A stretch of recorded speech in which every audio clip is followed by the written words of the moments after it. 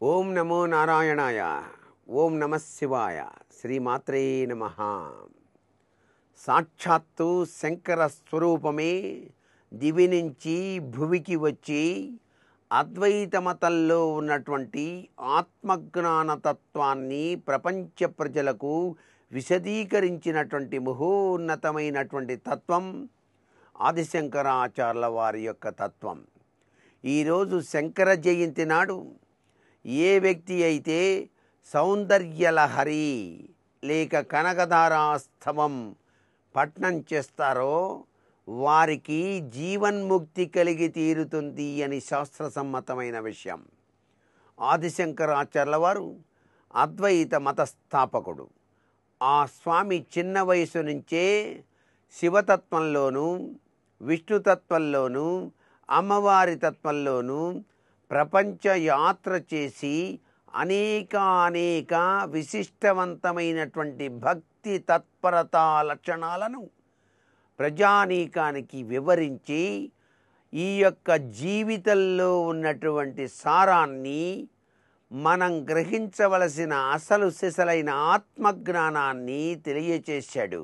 అందుకే భజగోవిందం భజగోవిందం అంటూ ఆ భజగోవింద శ్లోకాలు చదివిన వారికి ప్రతి ఒక్కరికి కూడా నేనెవరిని అనేటువంటి ప్రభావం వచ్చి తీరుతుంది. ఈ మానవ జీవితంలో ఎవరైతే నేనెవరిని అని చెప్పేసి తెలుసుకుంటారో వారికి ఆత్మజ్ఞానం సిద్ధిస్తుంది. ఈ శరీరం శాశ్వతం కాదు, ఆత్మ శాశ్వతవంతమైనది.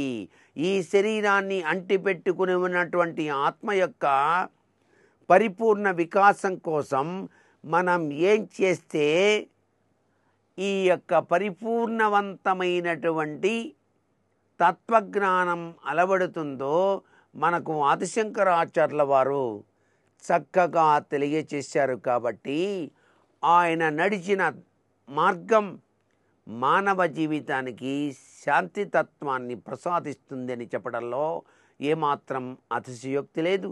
అందుకే మనం శాంతి మంత్రం చదివేటప్పుడు కూడా సర్వజనావళి కూడా సుఖ సంతోషాలతో ఉండటానికి శాంతి శాంతి శాంతి అని చెప్పేసి 3 సార్లు అంటం జరుగుతుంది. శంకరాచార్య విరచితమైనటువంటి సౌందర్యలహరిలోని శ్లోకాల్ని కనుక అధ్యయనం చేస్తే అవిద్యానామంతస్థిమిరమిహిరద్వీపనకరి జడానాం చైతన్యస్తబక మకరంద సుధుజరి అనేటువంటి శ్లోకంలో దాగిన పరమార్థాన్ని అర్థం చేసుకుంటేనే చాలు.